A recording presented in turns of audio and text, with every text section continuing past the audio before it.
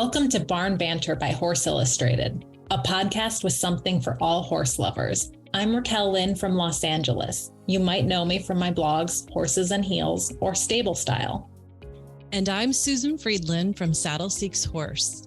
Raquel and I grew up reading Horse Illustrated magazine and riding as much as possible. Today, we both write for the magazine and are friends in real life. Join us each month as we do one of our favorite things, talk about horses and the horse lifestyle.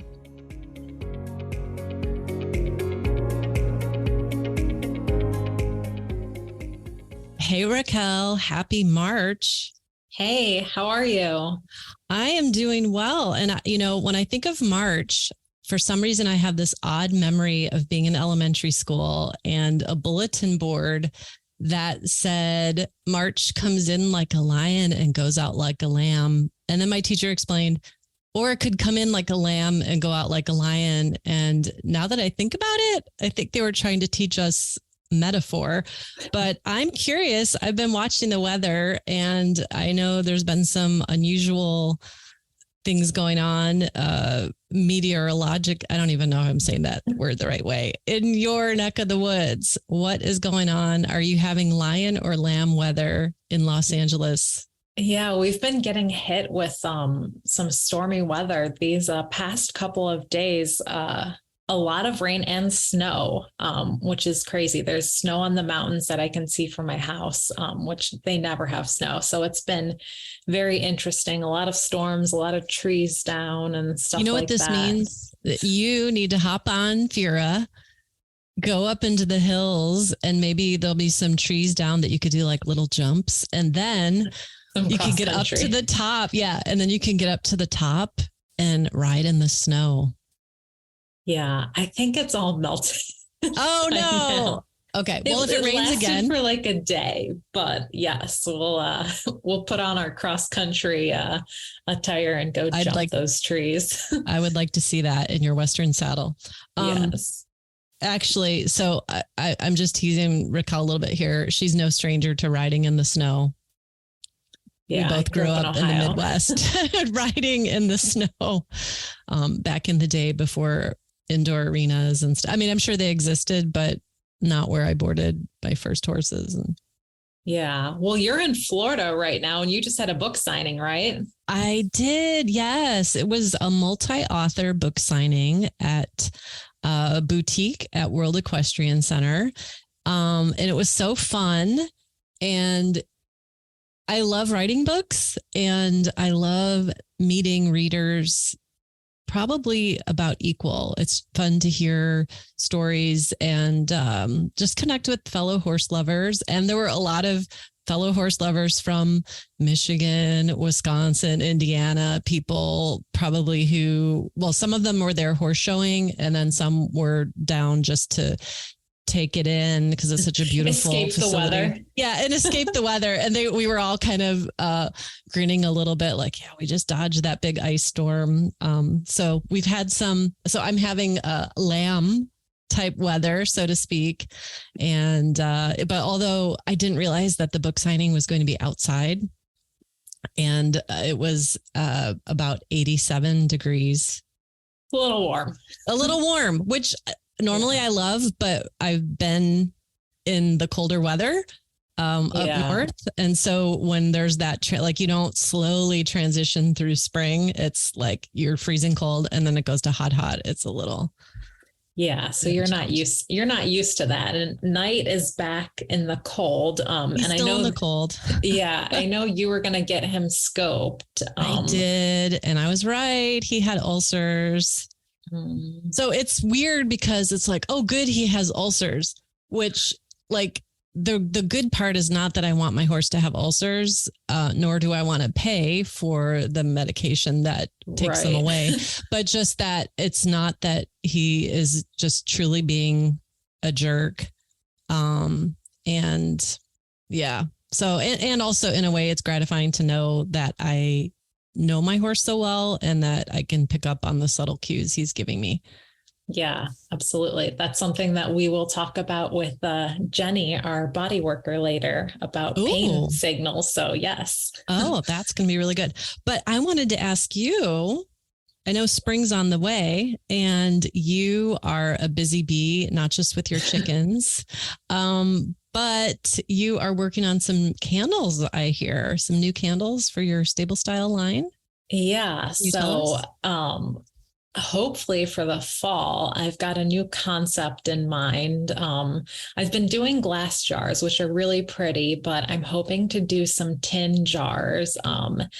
And I'm going to get them basically, Fira is going to be the muse. And so they're going to have like a horse on them. And the art that I'm in the process of creating is going to be Fira for them. So I'm coming up with some really cool candle designs. So I'm very excited about that. I love that. Yeah. So I like can you reveal names at this point or it's still No, under wraps? everything. Okay. Yeah. So still Okay. working on all of the scents. I'm kind of just working on the design for the jar. And all those fun little details. But yeah, then there's definitely going to be new scents and stuff like that. So this is going to be kind of a little bit different for stable style, but I'm really excited. As you should be. I'm excited too, because I have some of your candles and they're really lovely. Yeah, they smell great. But yeah, enough about us. Okay. We should get on to our show. Let's start and talk with our first guest. Today, we chat with New York Times reporter Sarah Maslin Nir, the author of the new Once Upon a Horse children's series, featuring true stories from across the equestrian world. Later, we talk about the benefits of bodywork for your horse and how to find a reputable practitioner with expert Jenny Zonghetty. Finally, we'll check in with this month's adorable adoptable horse, Armani. Sarah Maslin Nir is a staff reporter for the New York Times and the author of the new Once Upon a Horse series of children's books featuring true stories from across the equestrian world. Book 1, The Flying Horse, comes out on March 14th, 2023. Nir is also the author of the adult nonfiction book Horse Crazy, The Story of a Woman and a World in Love with an Animal, published in 2020 by Simon & Schuster. She rides hunters competitively and is the mom of 4 horses and 1 pony. Hi, Sarah. I'm so excited to have you on Barn Banter. Thank you. You know, we've read each other's books, so it's like we know each other, even though we've never met in person, but I feel like you're a friend. You know what? We're bound to meet in person. I just have this feeling. Yeah. So you are totally horse crazy. In fact, you've written a book, which I loved and recommend to a lot of friends. But the thing I've been wondering about you for the longest time is, do you have any hobbies or interests outside of horses? Like, do you go bowling or salsa dancing, or what do you like to do that's not related to horses? I'm sorry, I don't understand the question. Can you, sorry, wait, there's things other than horses to do, Susan? Is that what you're? Yeah. Yes. So I'm a reporter for the New York Times. That's my day job. Horses are my side hustle.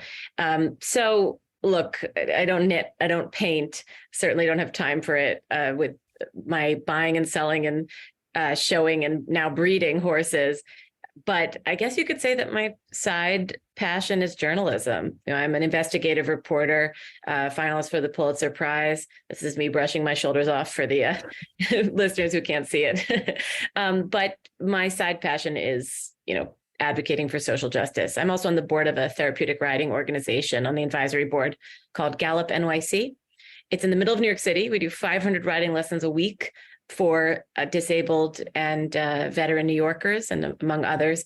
So those are the things, but they all align on the same Venn diagram of social justice and ponies. Awesome. Okay. So the other thing I really want to know, you live in New York City, and I presume your horses do not. So tell us what your barn commute is like, and how do you fit it all in? So I commute an hour to stables where I keep my horses in White House, New Jersey. I fit it all in because I think the bigger your life is, the bigger it can get. it is a balancing act, writing books on the side. Now I'm also making movies about horses, having my, amateur show jumping career and being a journalist. But, horses are worth it. So I never feel that commute is long. I never feel tired out by it. Also helps that I have a really cute Cocker Spaniel as my co-pilot. So that's how I fit it in, which is I don't really. Okay. And then are you a coffee drinker? I am drinking my third iced coffee as we record this part. Okay. I had my suspicions. I was like, she must not need a lot of sleep and she probably drinks a lot of coffee. Yep. Okay. So please tell us about your horses because you have several of them. And I also want to hear about these new developments with not just your showing, but importing and breeding and all the good stuff. Yeah. So I have 5 horses right now, 4 horses and 1 pony. And they're sort of a little business in themselves. So I lease them out and sell them out in order to fund my own. So I'm like a drug dealer who does her own stash. I don't make money off this, but I'm kind of at zero, which is pretty good place to be. I call it not a Ponzi scheme. Are you ready? A pony-Z scheme. Oh my gosh. Yeah, you had that in Horse Crazy, I think. That was in Horse Crazy. I was like, oh, that's pretty clever. In my first book.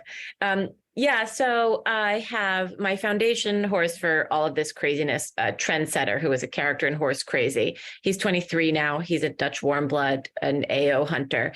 And he is actually the character, one of the protagonists of my new book, which comes out in March. It's a kid's book called The Flying Horse. And it's about a horse called Trendsetter. And it's about a girl called Sarah. Wait a second. My name's Sarah. And she can't spell. Wait a second. I can't spell. And she wants to be a reporter. Oh my God, it's about me and Trendy. And Trendy and Sarah fail all along their journeys. And at the end, they find each other and heal each other. And the message of that book is a message I never got as a kid because I really struggled in school. I was told I was slow and not lazy. And I was like, I'm pretty sure I'm not. I don't think so, but maybe you're right. But I grew up to be a book author and writer for the New York Times just by struggling with spelling and reading. And at the end, the lesson that they get is you don't have to be great at anything to be good. And they were always good. Even as they failed, even as they made mistakes, they were good. And that's a lesson I didn't get. So that's a lesson I want to give. And in my life, when I struggled, horses were always there for me. Horses always said, you're enough just as you are. And so Trendy is my foundation horse for my Pony-Z scheme and all my books. Then I have Falcor, also called At Last. He's a ginormous 17.3 KWPN, and he is 1,563 pounds. He just was weighed. I can't believe it. What? It's the biggest thing you've ever seen. And it's just an inflated pony. His forehead is a foot wide and his little muzzle. He's like Falcor, the dragon from the Never-Ending Story, if anyone remembers, just a giant beast. And then I have a Palomino Zangerscheid 5-year-old called Brightside that I just imported. And he's part of my business importing and developing hunters. Though how the heck I'm ever going to part with a Palomino Barbie Dream horse, I don't know. And then I have a pony called Starlet. She's a top of the line medium, and she's in South Carolina with a kid called Maddie, showing and just tearing it up, which is really fun. And then I have one more just got. You ready? Her name is Summer Day. She is, believe it or not, a Scottish sport horse, which I think is a made-up term for a warm blood mutt. And she's a Palomino, and she lives in Brittany, France. And she's going to have a baby with Brightside and getting inseminated next month. So will that make you a grandmother? Yeah, I'm going to be a grandmother. No, that was terrible. Fantastic. But I'm going to create a Palomino warm blood empire. That's basically what you just heard. I think that is a very worthy life goal. Can we join you, Sarah? Yeah. Do you need I love helpers for this? Palominos. So I gelded Brightside, but before I did that, I collected him. So he had the best week of his life followed by the worst week of his life in Belgium. And so now I'm going to make 1 million Palomino warm bloods. The book's called Horse Crazy for a reason, Susan. That is true. Raquel, it's not horse sane. So Yeah. It's a lot of horses. yeah. So I know you are really passionate about showing hunters and the hunter ring and the tradition and the precision and the beauty. And I know you've also fox hunted, but I was curious if you were required to change disciplines in the horse world, what would you turn to? All right. I will never be a jumper ever again. I was a kid jumper. I was pretty good at it because I had no fear. I also had no skill. And I just relied on the horse tearing me around. I actually felt pride in getting a 1-stride and a 2-stride, which now I know is insane, but just was on a thoroughbred who did everything for me. But I will never go fast ever again, which is why I love the hunters. And I mostly love the hunters because I'm terrible at it. So it's just this kind of type A personality catnip to be constantly trying to improve, and you can't. So I think I would pick up side saddle. So my friend Jessie Lockery, who, along with the actor Beth Bears from Two Broke Girls, who is slid into my DMs after reading Horse Crazy and became a friend, we own the ponies together. We've done a couple sale ponies. And Jessie and I went on a rumspringa during COVID, and we tried every discipline we could. And we tried side saddle, and Jessie was amazing at it. I was predictably terrible at it, but I loved it. It's so ridiculous, and it's so badass because it's impossible. Have you guys ridden side saddle? No, I have not tried but it. We want to. Yeah. Can you make it happen for us if we come visit you on the East Coast? Absolutely. Everything hurts after you ride 10 minutes side saddle. It makes no sense. You only have one leg. It's ridiculous. I love it. That's amazing. All right. Let's dig in a little bit more to your book that I think by the time this podcast is out, people will be able to buy. Right now it's on pre-order, The Flying Horse. And I read it. I really liked it. And it was funny because I knew it was you as the character, but then there were some things lined up that from reading Horse Crazy, I was like, wait a minute, I don't know if that's real or not. So was it challenging to weave the fiction into the nonfiction, or did it just kind of flow naturally? Somebody called it the other day, gave me a great word for it, autofiction. So it's autobiography, but fictionalized. So as a reporter, I wanted every fact to be true. So the journey that Trendy goes on in Europe is through the way stations of equestrian history. And they're impossible, right? He's a Dutch warmblood and he ends up in the Spanish riding school for Lippes honors. But all of those things are true. All the people he meets are based on real people who exist. The first ever female cavalry master of the Spanish riding school, for example, she started, I believe it was 2008. And one of the characters who brings him there is based on her, the Olympian who also shepherds his journey. But the narrative is false. So the narrative is fictive, but all the way stations of all of their lives are real. So it's interesting, as a reporter, I hew exclusively to the truth. So it was really liberating to just have fun with story and plot. The second book in the series, so The Flying Horse, comes out in March, and the series is called Once Upon a Horse. So book 2 in Once Upon a Horse is called The Jockey and Her Horse. That comes out in the fall. It's about the first ever female Black jockey to win a race in America. She's a real person named Cheryl White. She did it when she was 17 years old in 1971. This is a gal who grew up in a segregated America and still at 17 was a badass teenager breaking all barriers. It's co-written with her brother, and her story is true. But Raymond White, her brother, and I decided to add in some fictional narratives to help tell the journey. So I'm not sure if you're familiar with this because I wasn't before I began my research journey, but thoroughbred racing is entirely predicated on enslaved human labor. And it really hasn't had its moment in the sun about that. The way you did thoroughbred racing in its earliest days was you ran the humans you owned with the horses you owned underneath them.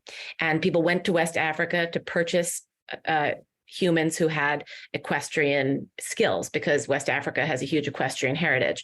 So in the book about Cheryl, the fictional story is the real Cheryl was a math champion. She was like an incredible math genius.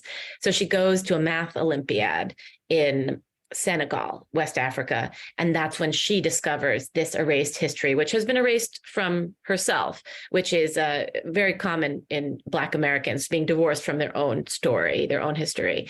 And in that way, Cheryl becomes like my reader, discovering it along with the reader. So I thought that was an interesting vehicle. All of it's true, just the journey is fictive. Wow. Yes. I can't wait to read that one too, Sarah. Can I reveal something very exciting about that? Yes, please. Okay, you ready, guys? Yes. Yeah. So I'm sure you each had Breyer horse collections. Mm-hmm. Cheryl White, first ever female Black jockey, is going to be a Breyer. And she's going to have a little Cheryl model and her horse Jedalera and my book sold all together. And I'm just thrilled. It's the first real Black equestrian Breyer has ever made in its 75-year history.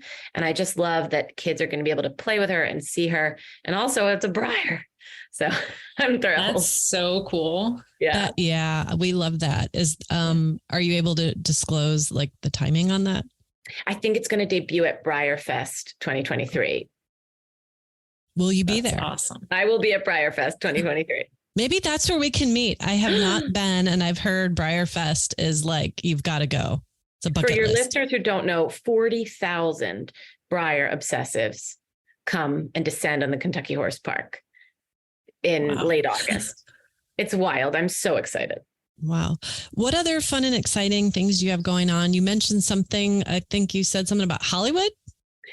So the books, the Once Upon a Horse series, the Cheryl book in specific has been optioned for 2 films, both a documentary about Cheryl and then a fictional feature-length version. That doesn't mean they'll necessarily get made. It's a long ways away. But how many horse girl movies have the 3 of us watched? Has there ever been a Black horse girl movie? And this is a real Black horse girl. And so it's high time that there is added to the canon Cheryl's story. So I'm really hopeful and excited about it getting made. Good. That's Fingers fantastic. crossed for that. And then is this a series that will go on like 20 books, or are you kind of just playing it by ear? Do you know? Is my publisher already? listening? 20 books. We want 20, at least 20. Do you hear that? Let's hope.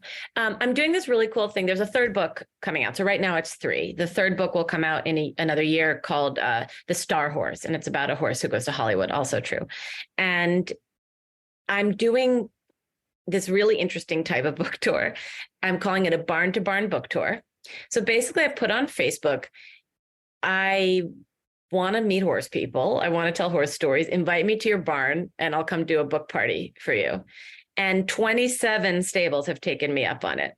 So all March, I'm going up and down the East Coast and then a little bit on the West Coast to different stables. It's kind of blown up. It's really exciting. Therapeutic barns, show barns, backyard barns, animal rescues.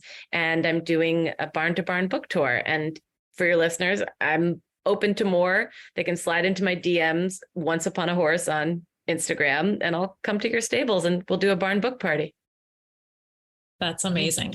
I want to come. Yeah, come join me. All right, Sarah, thank you so much. Is there anything else that you would like to share with our listeners, including how they can find you, where they can see your books and read them? And Sure. I think my overall message of all my books is that there's no one way to be a horsewoman. And I don't ride particularly well. I have a lot more passion than talent for the sport. I'll never be a pro, but there are many other ways to find your place in this horse world, whether it's telling horse stories, whether it's sidewalking at a therapy barn for disabled children. And we're all equally horsewomen. And I think that message can get a little lost in the shiny Instagrams and, publications. So that's my message. We're all, the 3 of us are all consummate horsewomen in very different ways, but we all belong. And so do your listeners. So you can find me on Instagram at Once Upon a Horse. You can follow me on Twitter at Sarah Maslin Nir, but that's a lot more journalism. And you can buy my book everywhere books are sold. You can pre-order all of them, actually. And you can message me and I'll come to your stables and we'll have a party in the paddock. sounds awesome. Thanks again. Thank you for Thanks, having me. Sarah. Appreciate it. Bye. With unrivaled performance and breakthrough equine technology, Exhibitor's color enhancing system is pH balanced, contains no harsh chemicals, bleaches, or dyes, and intensifies your horse's natural coat color, contrast, and shine. Champion dressage trainer and international Grand Prix rider Amina Said Bursa says, "My favorite thing about Exhibitor's products is that they work. It's so evident that they are products for horses made by a horse company. My favorite product is Quicksilver, mostly because it has so many uses for me. I use it on the horses, my own blonde hair, and I use it to wash my white breeches." For professional show ring results, Exhibitor's formulas clean and maintain the magnificence of your show horse. Visit exhibitorlabs.com to learn more. Jenny is an equine body worker living in Massachusetts. In 2017, she received her first of 3 equine massage certifications and continued her education with a certification in rehabilitation in 2022. She is also certified in Magna Wave, PEMF, kinesiology taping, thermal imaging, and canine massage therapy. Her goal during bodywork sessions is to relieve pain, tension, and compensation to find the root of the issue. When not working, she competes in the miniature horse show circuit along the East Coast and through 2 nationals. Hi, Jenny. How are you? Hi, I'm good. How are you? Great. Thank you so much for joining us today. Thank you for having me. So before we start, I understand you have some adorable miniature horses in your life, and I want to talk about them. Yes, I do. I have 3 minis, and we show the miniature horse circuit. They are so cute. And what are their names? They are Rain, Two Socks, and Sunny. Oh my goodness. Can you tell everybody who's listening what color they are? Describe them a little bit. Yeah, so Rain is a black and white pinto. He is 16 years old, and I've had him since he was 4 months old. Sunny is a bay and white pinto. He is 7, and I've also had him since he was 4 months old. And Two Socks is a silver dapple. He is 21 years old, and I got him when he was 9. Oh my gosh. Well, they look adorable. Thank you. I just love minis. And actually, for people who know me, it's a secret wish of mine to eventually get a mini. So hopefully I'll join the miniature horse club one day. Hey, Raquel, that's not a secret anymore. It's now out into the world. Maybe my husband will hear and he'll make that happen for me. Just putting it out there. But yeah, Jenny, tell us a little bit for those who don't know you about your background and how you got started with body work with Revitalizing Equine. Yeah, so I've always been interested in horses and involved in horses. I grew up riding, and I attended Johnson & Wales University, where I majored in equine business management and attended or was a member of their IHSA team. And after that, I went on to work for a therapeutic riding center, and I was a barn assistant, and I helped during lessons. And I wanted to do more with the horses, but not necessarily hands-on. I wanted more of an office job. And when I was in college, I knew I didn't want to be working in a barn. So I moved forward and worked for an equine PR company. And I managed social media channels for some of the top horse shows in the industry. And I wrote press releases and email blasts, and that was awesome. I loved my job, but I didn't get enough horse interaction. So I decided to move out of the horse world, actually, and I took a corporate job in order to spend some more time one-on-one with my horses instead of other people's horse industries, to focus solely on my guys. And I felt left out again. Mhm. And I became a body worker for horses. So a little bit about that. My own horse, Rain, got injured. I wanted to find a way to help him. My mom ended up doing some Google searching and finding that equine massage was a thing that I had no idea about. And I took my first course in Connecticut in 2017. And after that, I was hooked. I went on and took 2 more courses in 2018. And in 2019, when I worked at that corporate job that I didn't end up liking, I quit and I became full-time in August 2019, right before COVID hit. And Oh, then wow. full-time ever since. That's awesome. What for people who don't do body work, and I definitely do some work on Fira and Susan, I'm pretty sure Knight has definitely had some body work done. Yes, he gets all the things. I've got a very lovely thoroughbred, ulcer prone, kissing spine. So he gets he gets more spa treatments and that kind of stuff than I do. Yeah. So can you tell us, Jenny, what are some of the benefits of body work for horses? So it's just like the benefits for us as people. Reduce inflammation and pain, helps provide a relaxing environment. So relaxes their mindset as well as their muscles, helps work out those knots and tension they might have in their body. If horses are compensating, we try to work on those areas to find the cause of pain and why they're compensating, to help make them a better athlete, more comfortable horse, and overall just general health. Yeah, no, that's great.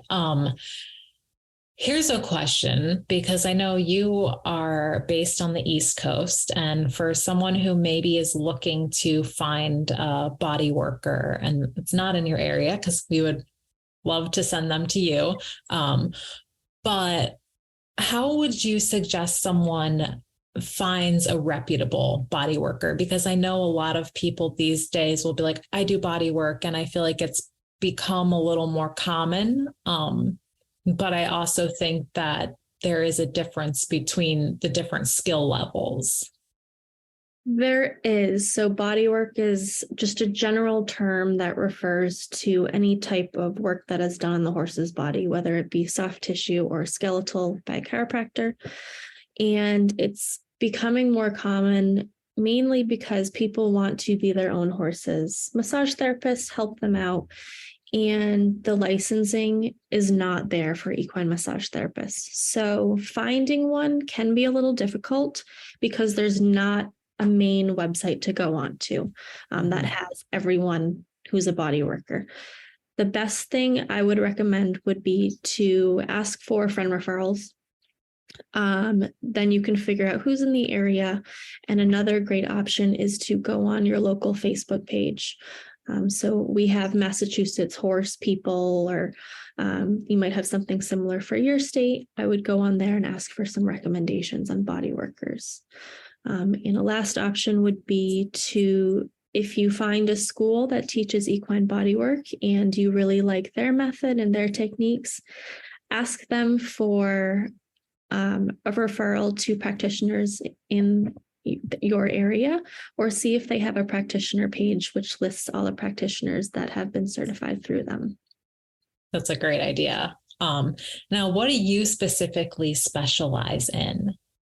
So I stick to equine massage, and I was also certified in rehab. So I'm geared more towards the rehab side.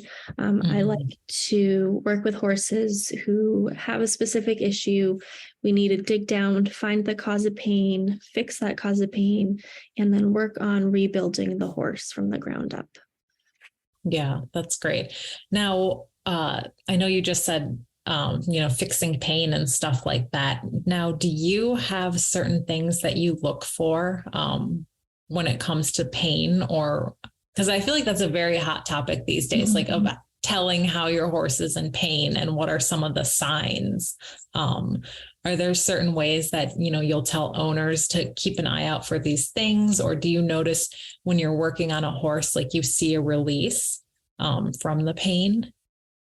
Yeah, so I look a lot at their body language as well as their facial expressions. So, are they pinning their ears back, grinding their teeth, have a just overall tense facial appearance, the wrinkles in their eyes and their nose? And how are they standing? Are they standing wonky? Can they not stand square? Ideally, we want our horses to be standing square. That's where they're most comfortable. And what does the muscle feel like? Is it tight? Does it feel like Rice Krispies, or is it stringy like guitar strings? And is the horse providing me some type of reaction while I palpate these muscles? Are they moving around and dancing? Are they trying to kick me or trying to bite me? Those are all signs that the horse is uncomfortable while I'm working on them. And if they're being ridden, anything from bucking, rearing, bolting, not being able to pick up leads, not able to bend or perform to their highest ability would really be a sign of pain. And if I could just insert here a little bit, on our last episode, I was explaining how I'm new to dressage, and I had a video done for a local like practice virtual show, and my horse did all the things that he was supposed to. He was a good boy, and I watched the video and I thought he looked incredibly uncomfortable. And so I was really glad you mentioned like the face, because I feel like there's mirrors in my arena. I had a lesson around the same time, and I just could see out of my peripheral vision that my horse's face looked uncomfortable. And then I asked him to canter, and he pinned his ears. And this is a golden retriever of a thoroughbred, we joke. So it's like my horse doesn't pin his ears. Mm-hmm. Flash forward, he had ulcers, and he was letting me know. Yeah, giving you the signs that it was not okay. Yeah, and it doesn't have to be huge. It doesn't have to be a big buck. It's something very subtle that you notice, just the tension in the face or the pinning of the ears. And that was great that you were able to pick that up from your horse, and you searched to find that cause and found it. Yeah, no, that's great. One more question for you. I know you teach online courses and you have some on your website. So can you tell us a little bit about those for maybe people who are interested in, perhaps doing, learning about body work more on their own? Yeah, so I recently started introducing some online courses for those people who want to learn more about how to help their horse. And my newest course, which is called 12 Days of Revitalizing Your Equine Partner, covers the core concepts of what an equine body worker focuses on and works on when they are either working on a horse or looking into causes of pain. So that has some massage techniques, some stretching, as well as some rehab modalities and nutritional information in it. That's great. Now, where can readers find you online? They can find me on my Instagram at Revitalizing Equine, or my website, www.revitalizingequine.com. Perfect. And we are going to go ahead and put all of Jenny's information in the show notes at the bottom, so you can look her up and find her online. But thank you so much for talking to us. And I think now is a great time as we get into, the beginning of show season for many people. And I think it's a time to think about your horses and maybe have some body work done and just make sure that they're feeling their best before you ask them to go out there and perform for you. Absolutely. Thank you so much for having me. Thanks, Jenny. Thanks, Jenny. Bath time is never complete without Mane and Tail's Ultimate Gloss shampoo and conditioner. This revolutionary formula is designed to get even the teeniest particles of dirt and dander out of the skin and hair, keeping it clean longer without stripping the coat of its natural oils. With its pH balanced formula and natural ingredients, this must-have shampoo and conditioner works like a dream to deep clean and remove dirt, dried sweat, and salty layers while moisturizing the coat, mane, and tail to prevent breakage. Ultimate Gloss also contains protein and natural oils like coconut and avocado oil that helps strengthen, volumize, and moisturize, providing a high shine, show-ready finish. Ultimate Gloss is saddle safe, so if you bathe your horse before you ride, your saddle will not slip. Unlock new levels of high shine and gloss and discover the secret by visiting ultimategloss.com or visit a tack store near you. The ASPCA's Right Horse program brings us this month's adoptable horse, Armani, a beautiful buckskin gelding, and he's got some really nice dapples. Today, we are chatting with Tania Creamer, the founder and director of Heart of Phoenix in Shoals, West Virginia. Thanks for being with us today, Tania. We're so excited to hear about Armani and learn about him and hopefully try to connect him with his person. So tell me first, where is Shoals, West Virginia? So we are located right in a little corner of West Virginia that backs into both Kentucky and Ohio. So we can be in Eastern Kentucky in 15 minutes. We can be in Southern Ohio in 15 minutes. And we serve all of West Virginia and much of Kentucky and Ohio with what we do at Heart of Phoenix. All right. And then we would love to hear a bio about Armani. He's incredibly cute. He's gorgeous. Yeah. Those dapples for days. My goodness. People really need to check him out, even if, they're not on the market for a horse. It's fun eye candy. So he has a unique story within West Virginia and Eastern Kentucky. There are active mine sites and there are reclaimed mine sites. And this compromises hundreds of thousands of acres in this region. And back in 2008 and 2009, people started dropping off horses that they could not take care of on this land that is otherwise mostly vacant. At this point, these days, there are thousands of feral-born horses, multi-generational, on these lands. Heart of Phoenix and a few other organizations work to step in and accept these horses when the need arises. Sometimes we take part in rounding them up. Sometimes others round them up, and then they come to us because we have the resources to take care of them. So Armani came from Eastern Kentucky. He was rounded up by a horse trainer that then was not able to provide for him or help him or handle him because he was an exceptionally reactive, difficult, very feral horse. And so we were able to partner with Patrick Sullivan of Gamila Unbridled in Texas. And through the help of the right horse, we were able to get him transported to Patrick. And so Armani is, 2, 3, 4, 5 generations feral born. We don't know his breeding, but he was a band stallion that had a very large herd of mares. And at some point before he was rounded up, another stallion came in kind of in the way that wild horses do, took his band of mares from him, and he was rounded up with just a couple of horses with him. And so he has been in training for about a year and a half now with Patrick Sullivan.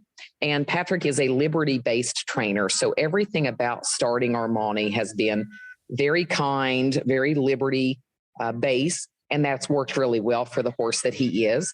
And so at the end of April, at Patrick Sullivan's, a place of his choosing, he's going to do a Liberty demonstration with multiple horses that he's been working with for both Heart of Phoenix and other organizations. And at that point, Armani will be adoptable. We're hoping that somebody who has a passion for Liberty offers him a home. I think that's the best fit for him. He is beautiful. He's very reactive, very kind. It will be, his right person will be somebody who really wants to take time to build a relationship with him. And I think he just has a lot of potential. And I know his foundation and his training is absolutely rock solid. His trainer has just focused on whatever has been best for him and has brought him a long way. Excellent. So would you say if there was someone who's a very seasoned horseman or horsewoman and not a stranger to maybe they've worked with Mustangs in the past or have a knack for horses that aren't golden retrievers. I mean, would it have to be someone who's really familiar with Liberty work, or could it be someone who just has a really strong base with reactive type horses that would benefit? I would say it. I mean, and we have handled, hundreds of feral horses. I think with Armani specifically, it's going to have to be somebody that at least has an interest in learning Liberty, because everything he knows about human touch has been with that in mind. He is under saddle, but every bit of his training has been Liberty led. He would need someone who has some experience, I feel, with feral horses or with Mustangs. But there are some differences with feral horses in Eastern Kentucky and Appalachia, all of that region. They're a little more familiar with people. They're used to people feeding them. So there's some parts of the horses in that region that make them a little easier. Some things about them are a little more difficult. So I really think for it to be a good fit, it's somebody who at least has an interest in learning with Patrick Sullivan or another Liberty trainer what has worked for Armani. All right. And then where can people learn more about Armani and see his cute dapples and possibly even apply to adopt him? So the best way, if somebody is on social media, we use hashtags for people to follow all of the horses that are within Heart of Phoenix with a trainer. So if someone goes to Facebook or Instagram and they use the hashtag Hop Team Armani, then his entire journey with Patrick, you can find all the videos, all the stories about him. And then, of course, anyone can go to heartoffphoenix.org, or they can go to wvhorserescue.org, and they can get in touch with us, and then we can connect them to Patrick so that if they have questions about whether they could possibly be a good fit, we are hoping that following the conclusion of the exhibition they do in April, that we will have some applicants approved for him to be able to, to see who the right person for him will be. Sounds great. And if you don't mind, Tania, if you could say that hashtag one more time. I'm an Instagram user, and I think you said hop, like HOP for Heart of Phoenix, and then I forgot the other part. Yes. So it'll be hashtag HOP Team Armani. Okay. All right. Thank you so much for joining us today. And this is really exciting. And we're hoping for big things with a perfect home for Armani. Yeah. Thank you so much for being here. Thanks for listening to our show. We want to hear from you. What topics are you interested in? You can find me on Facebook or Instagram at Saddle Seeks Horse. And Raquel is on both Facebook and Instagram too at Horses and Heels with a little underscore at the end. Don't be shy. We'd love to hear from you. Also, if you enjoy Barn Banter, please subscribe, leave us a review, and tell your friends so more horse lovers can find us. See you next month.